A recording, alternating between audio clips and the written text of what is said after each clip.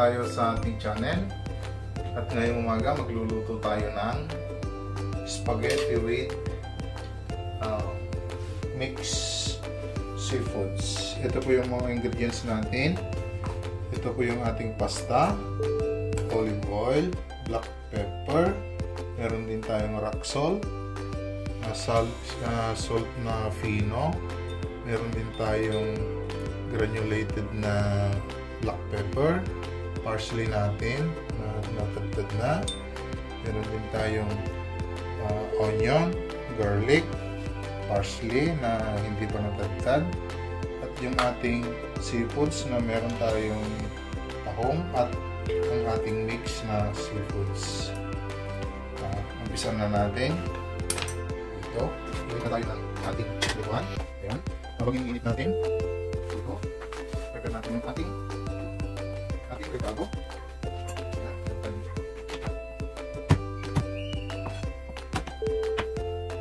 Sibuyas. Mainit na yung ating pan. Tayo ng oil. Wala 3 kutsara. Ayan. Ating pan yan.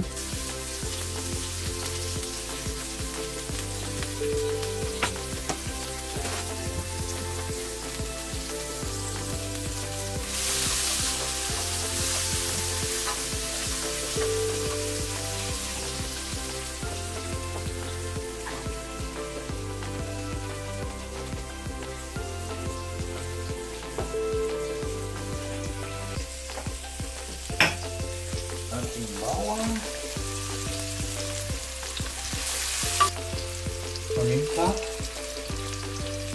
ating parsley, hugas na yan,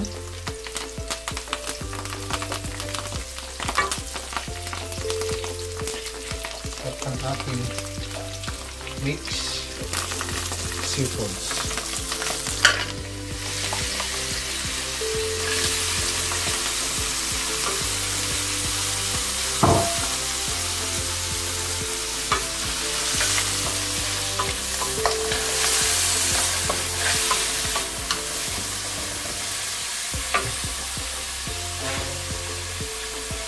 Ito na po yung ating tubig.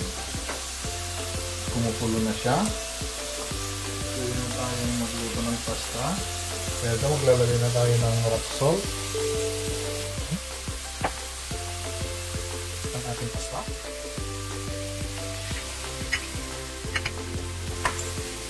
Ito po siya.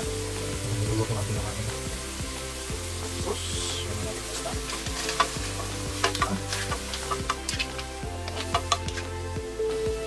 Maglagay ng ating asin, konti-konti lang para hindi siya masobrahan ng alat.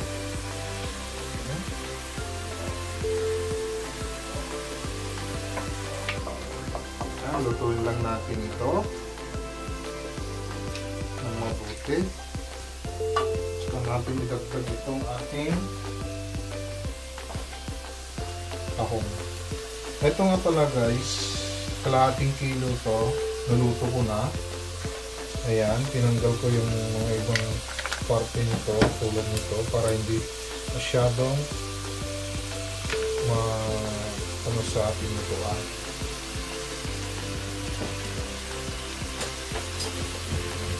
Check natin itong ating pasta.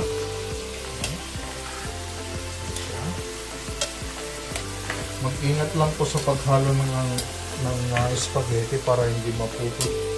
Putol-putol. Ayan.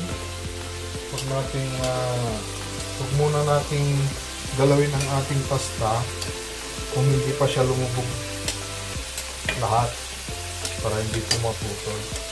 Ayan po siya. Check natin ulit ito.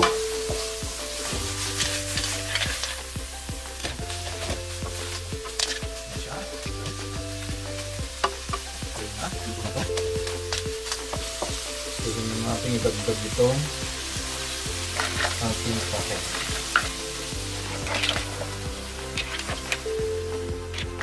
Kaya lang natin na kumulot, maluto ito. Saka na natin ihalo yung ating pasta. Antayin lang natin maluto itong ating pasta at babalikan natin mamaya. Ayan guys, i-check natin itong ating pasta. Pasta muna. Kung pwede siguro to.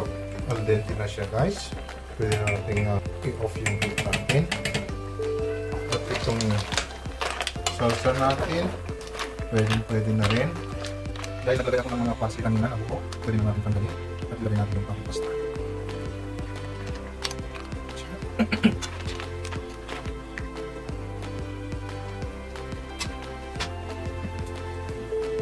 Tignan natin kung ano, ako lang. Tama po. Okay po. Lagyan na natin yung ating pasta. At dito natin lutuin mabuti ang ating pasta para manuot po yung ating sauce, salsa.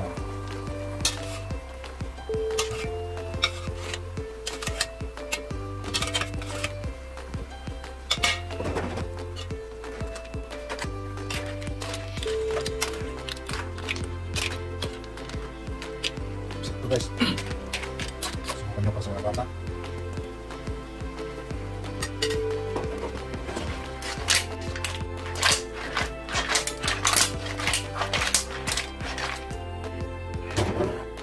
Yan lang natin na maluto yung ating pasta dito. Kung napapansin nyo, may mga tubig-tubig pa. Kaya natin hanggang wala yung tubig.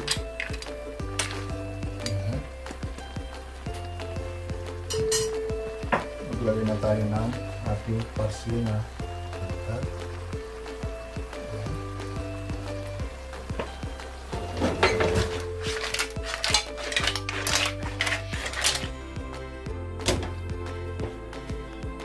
Check ulit natin yung pasta natin. Huwag natin hayaan maluto masyado para masarap. Tama-tama. Pwede natin putayin yung ating heat para hindi siya ma-overcook. Yan po siya. Ready na po yung ating pasta.